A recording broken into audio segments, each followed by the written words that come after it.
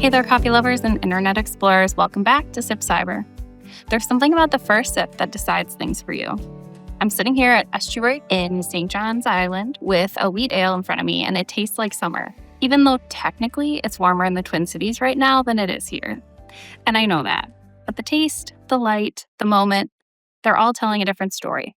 I'd been sitting out in the sunshine earlier, that kind of afternoon where time just loosens a little.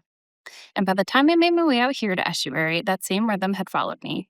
That end of the day feeling. Conversation stretching a little longer, phone sitting face down on tables, no one in a rush. It felt easy. And when sometimes things feel easy, we tend to trust them.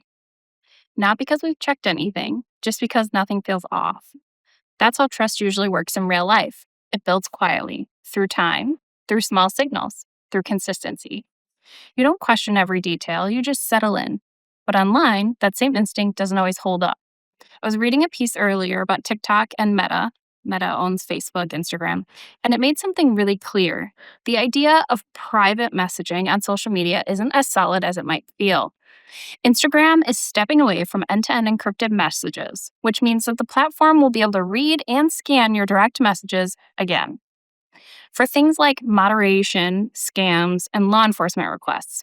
And TikTok confirmed it never offered that level of encryption in the first place.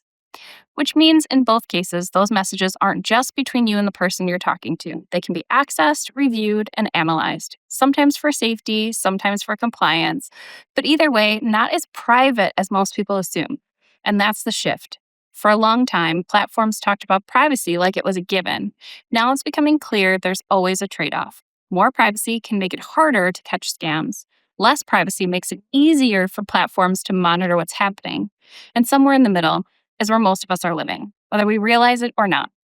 So the real risk isn't just data collection, it's the assumption. The quiet belief that if something feels private, it must be. The same way this drink feels like summer, even when the numbers say otherwise. And over time, those assumptions add up. Messages shared more openly than you might intend. Conversations that feel one-to-one but aren't fully out of reach. That's where a small pause will help. Take 5 minutes today and look at how you're using your direct messages on social media. Just notice what you're sharing and ask yourself one simple question. Would I be comfortable if this message wasn't completely private? If the answer is no, it might be better to send another way. Or maybe don't send it at all.